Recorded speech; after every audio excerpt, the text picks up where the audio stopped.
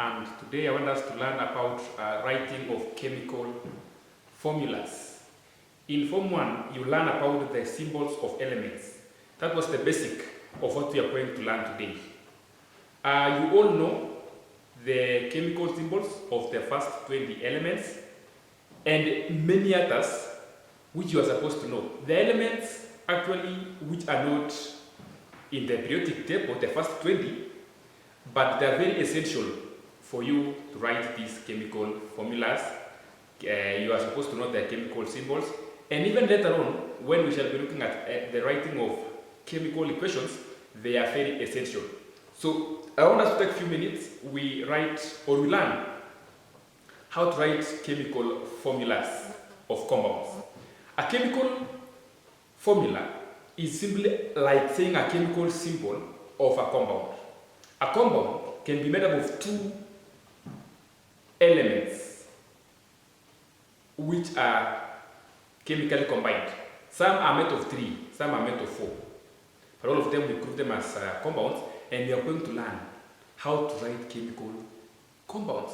Because when we are going to learn in our next lesson about how to write chemical equations, then if you don't know how to write chemical formulas, it will be a problem to you. It's going to give you a big problem. Now, I'm going to categorize this into two. We have the simple ones, whereby we simply combine element and another element to give you a compound. And then we write the chemical formula of that given compound. For example, when I have sodium and oxygen, they combine to give me sodium oxide. That's the simplest I'm talking about. Then later on, we looked at others whereby maybe one element is reacting with a radical. That's a group of atoms reacting as a unit charge. Then it gives us a compound, for example, like sodium sulfate. So, but when we start with the simplest one, combining two elements directly, will make us now move to the further step of writing the complicated formula of compounds. One step will lead to the next one. So you simply have to follow the various steps when writing these chemical compounds. So you bring your attention, I always say this, as we are learning in chemistry, let your full attention be on what we are learning. I was against this. You are learning as you are thinking about other issues, which are non-issues. So, kwanza mashine uko nazo, mashine umepitia, nimesema uweke kando, uanze kufikiria. Kila mtu pia anateseka, lakini bring your attention back to class first as you are learning chemical formulas. For example, before you write a chemical formula of two elements combining, you should know the valency in each of the element combining with the other. For example, if I want to write sodium chloride, it's made up of sodium and chlorine. So we need to go ahead, then we ask ourselves, what is the valency in each? Sodium has electron arrangement as 2, 8, 1. This one has 2, 8, 7. Sodium is losing 1, chlorine is gaining 1. So sodium has a valency of 1. Chlorine has a valency of 1. So they react by exchanging their valencies. Then they give us a compound. So in this case, if you have sodium,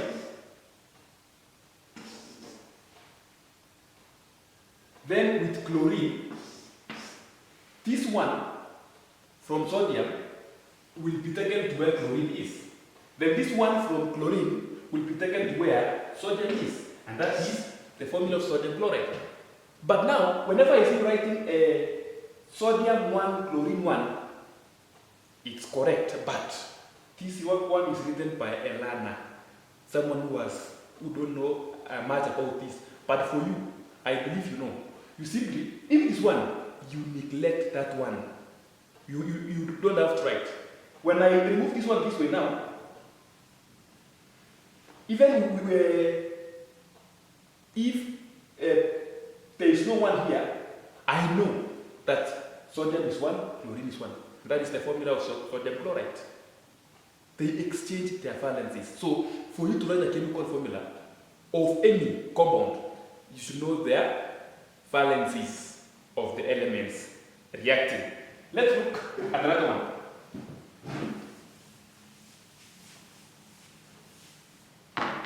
Sodium and oxygen. Sodium has a valency of 1.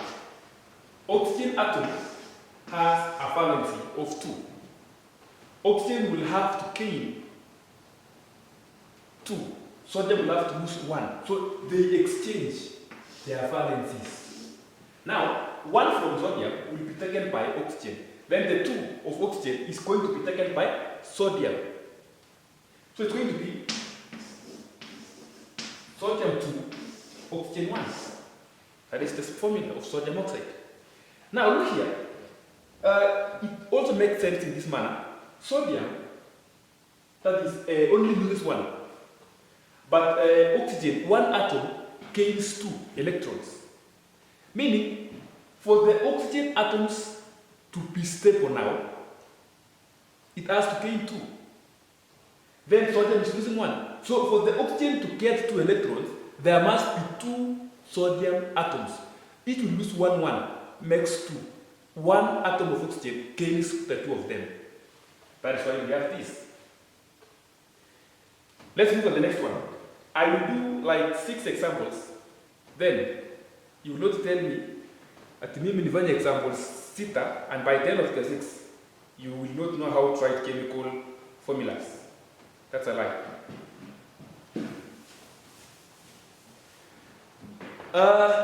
The next compound is what you are thinking about. Calcium oxide. Calcium and oxygen. Both of them have a valency of 2. Gaining 2, losing 2. So when they exchange, to give calcium 2, oxygen 2. But because the 2 numbers here are the same, it's like they cancel each other. Now we remain with calcium oxide. But once you get used to, you don't have to have this step. And then you move on, you get calcium oxide. The next one is, again, I know what you are thinking of, aluminium oxide.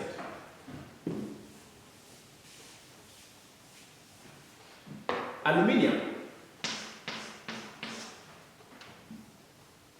and oxygen,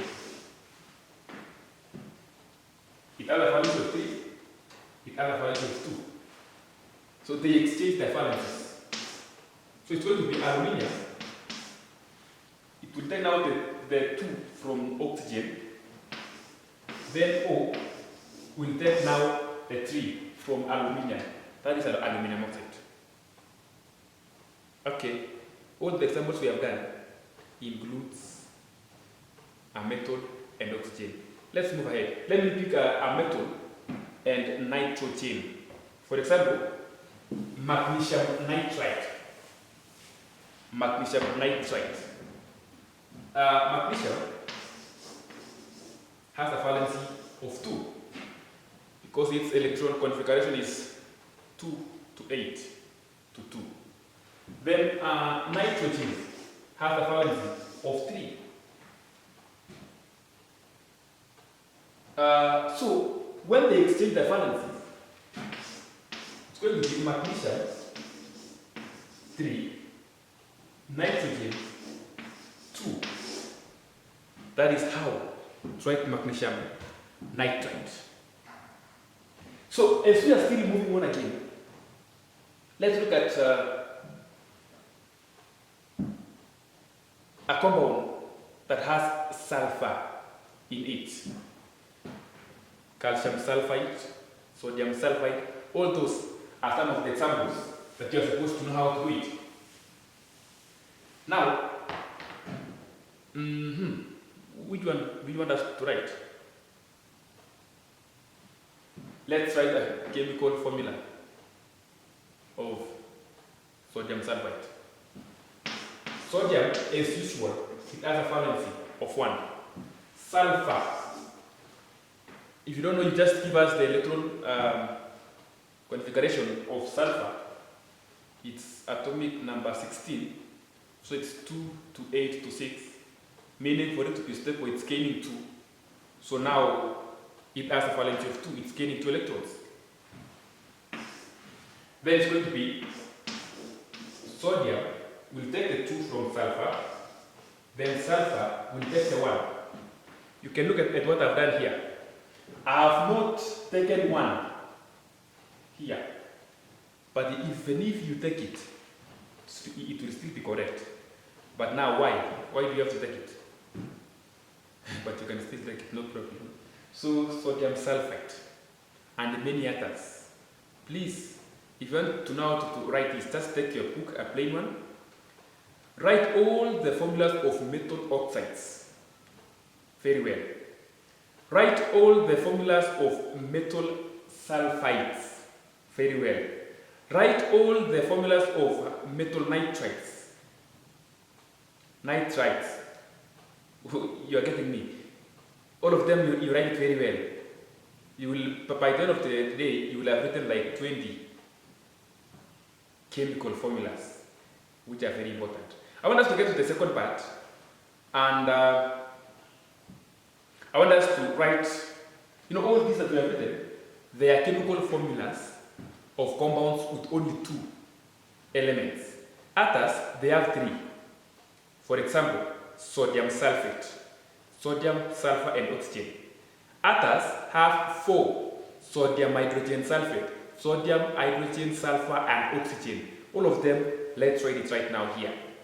And for us to get there, we need to agree on some things. We need to know some group of atoms that react together as a unit charge. We call them radicals.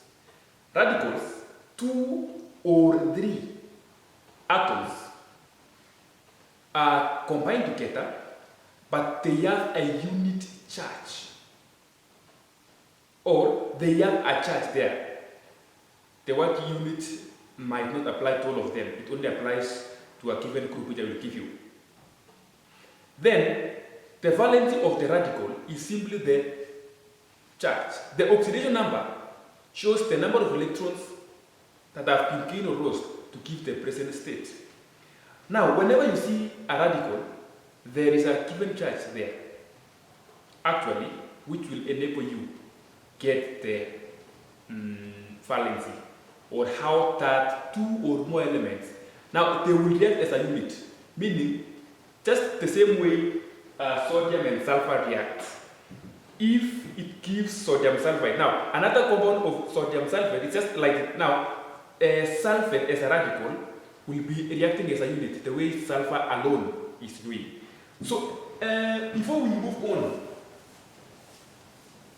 radicals like elements have valencies. We have those with a valency of 1, we have those with a valency of 2, we have those with a valency of 3, which it is very important we look at it. Some of the examples. Radicals with valencies of 1.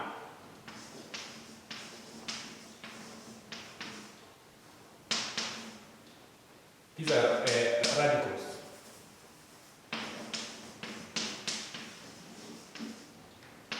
Valency of 1. Start with nitrate.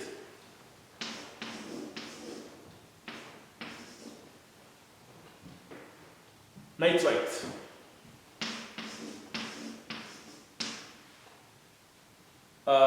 We get to hydroxide. We get to this one. What do you call this? Ammonium ion. We get to hydrogen sulfate.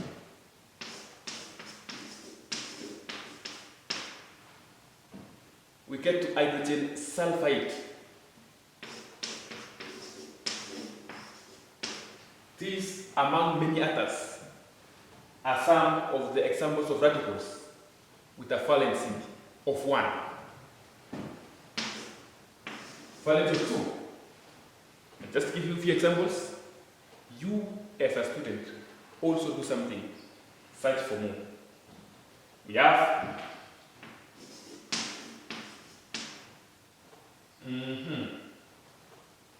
this one is going to be 4. That is sulfate. Then if I reduce the number of oxygen atoms from 4 to 3, it gives me sulfite. Then we have a carbonate.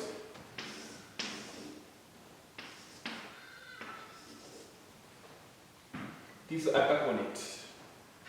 Then those that are valency of 3, I'll give you one.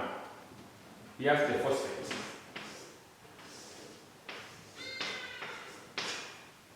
That is how they are. Radicals with valency of 1, with valency of 2, and with valency of 3. I have a question, a takeaway for you. As you are watching and listening to this lesson, sulfate and sulfite have a valency of 1. Hydrogen sulfate and hydrogen sulfite. Sulfate and sulfite have a valency of 2. Hydrogen sulfate and hydrogen sulfite have a valency of 1. Now, we have phosphate here. What is the valency of hydrogen phosphate? Because it exists. That's for you to do it, or you na wengine wataki maisha yao ikuwe ngumu, you can leave it. But my advice is go through it, find out. If not, you will have to find out. Now, using this, we can come up with chemical formulas. Some of the chemical formulas can be from the radicals themselves. For example,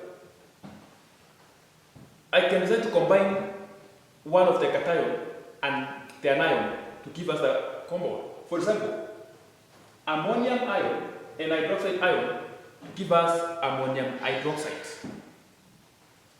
It has a valency of 1, it has a valency of 1. Then you get ammonium hydroxide. So you simply, if you have hydroxide here, these are a valency of 1. Then you have ammonia ion, valency of 1. They simply cross each other. Now, because it is 1, 1, you simply have ammonium hydroxide. This is a chemical compound made up of nitrogen, hydrogen, and oxygen. Then again, we can pick an element, then it reacts, or it forms a compound with any one of these. I can say it this way,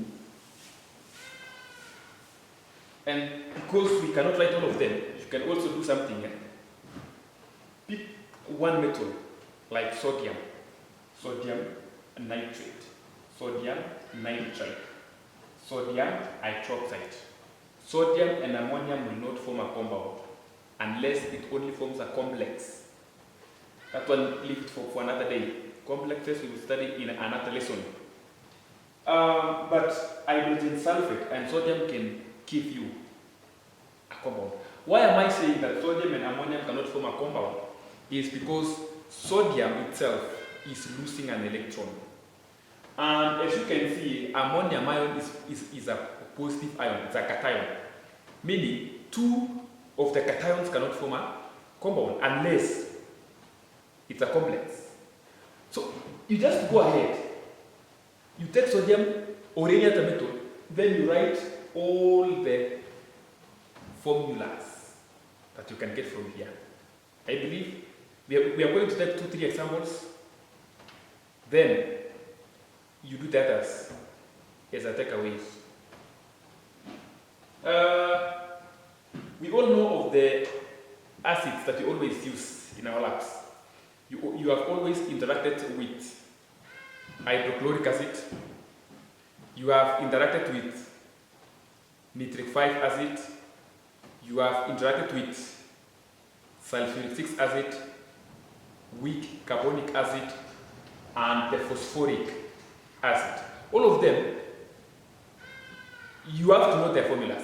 For example, now, if I want to write the hydrochloric acid, it's made up of hydrogen and chlorine. Though it's not one of the radicals here, but hydrogen and chlorine. 1, 1. So it's going to give us HCl. This is the formula for hydrochloric acid. Then I move this. Nitric acid, made up of hydrogen and a nitrate, to be specific. If you use a nitrite, you will not get nitric 5 acid. You will get nitric 3 acid. Now, this is it. Hydrogen, valence of 1. Nitrate, valence of 1.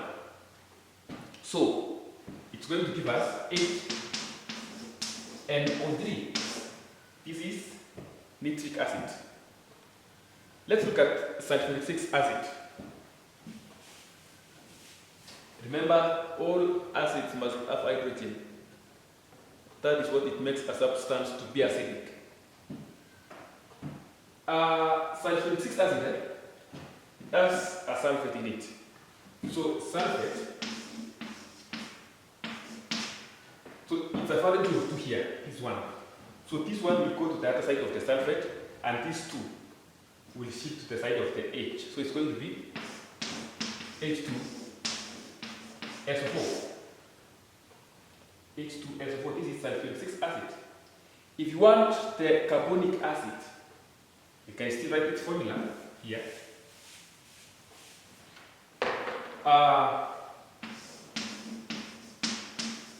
This one has a valence of 2. So it's going to be H2CO3, weak carbonic acid. You don't have to add the word weak, I'm just talking about it. Weak carbonic acid, it's just carbonic acid. Lastly, phosphoric acid. Phosphoric acid. So this one's going to be, we have a valence of 3. Let them exchange the valences.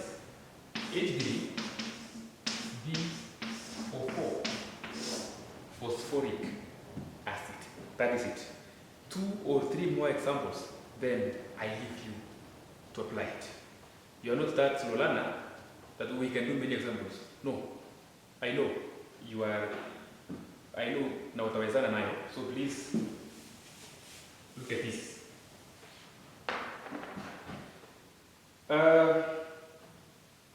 If I take calcium and nitrate, or for calcium nitrate, you will realize that there is somewhere I use a bracket. If I use sodium and nitrate, there will be no need of bracket. So sodium nitrate is going to be, that is okay. But calcium nitrate,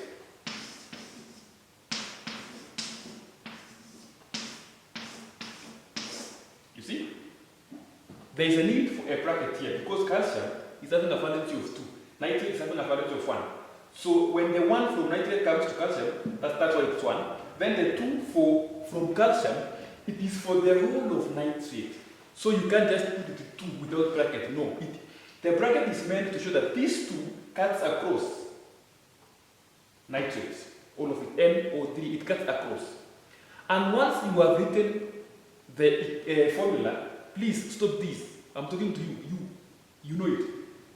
You still come and put the charge here at the negative.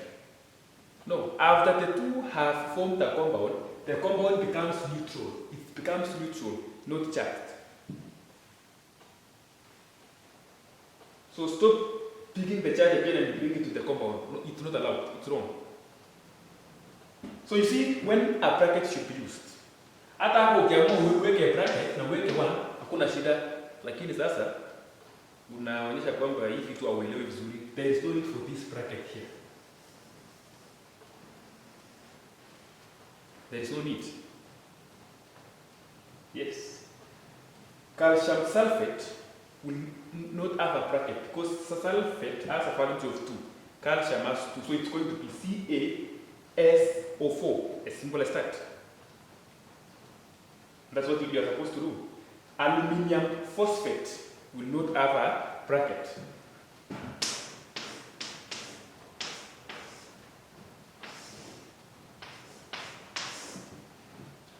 Go and also find out the compounds which do not exist, like aluminum carbonate, which do not actually exist, like the carbonate of iron do not exist, or some of them do not exist. But once you are writing these, just write them, try to find out whether it's correct or not, and by the end of the day, you will have not how to write chemical formulas. Why am I insisting so much on writing of chemical formulas? And you know, we cannot learn how to write chemical equations if you don't know how to write chemical formulas. Because when you are writing a chemical equation, two or more reactants can react to form a compound. Then if you don't know how to write the name, the chemical formula of the compound, then we are doing nothing. Also, there is no topic in chemistry that you will ever learn without writing chemical equations and chemical formulas. So it's a continuous. Some of you are in Form 3, Form 4, and you don't know how to write this. Please take your time. Learn how to write them. Challenge me, show me a topic that you can learn without writing chemical formulas. Even in moles. If you don't know how to write and balance equation for the sake of mole ratios, then you will not do it. So that's why my advice is this: can you work very well? In any exam, writing of chemical equations and giving observations and explaining the observations, that's almost 40% of your exams. So you have to take your time, you have to be very well vigilant on this. They're very simple, but the reason being, you are told that chemistry is hard because whoever was telling you was hard himself or herself. So someone should not scare you about this chemistry. It's one of the, just laugh it. I love it, just laugh it. These things are fun. Some of you, they know how to play the pool table. They can measure those angles very well. They know if I hit this ball, it will go and hit the other one. Then this one is the one that will get inside. But you can't ask yourself, how can I balance this equation? Nikiweka hapa 2, niweke hapa pale 4. You can't. Na kuna mtu hapa alishindwa na kubalance chemical equations akaachana na shule. Sasa hivi ukimpata niende hapo anachoka kwa pool. Yeye ndio anajaza ati wewe umekonga hiyo, hii karudi. Huyu ako na +5, huyu ako na +6, huyu ni -2. Na yote ameishika vizuri. Lakini kubalance chemical equations haujui. My friend, don't allow the devil to ruin you. Learn these things as early as now. Thank you. See you in the next lesson. Just look at my next lesson or search for it in the YouTube Ambassador Foundation so that you can learn how to write chemical equations. Thank you. God bless you.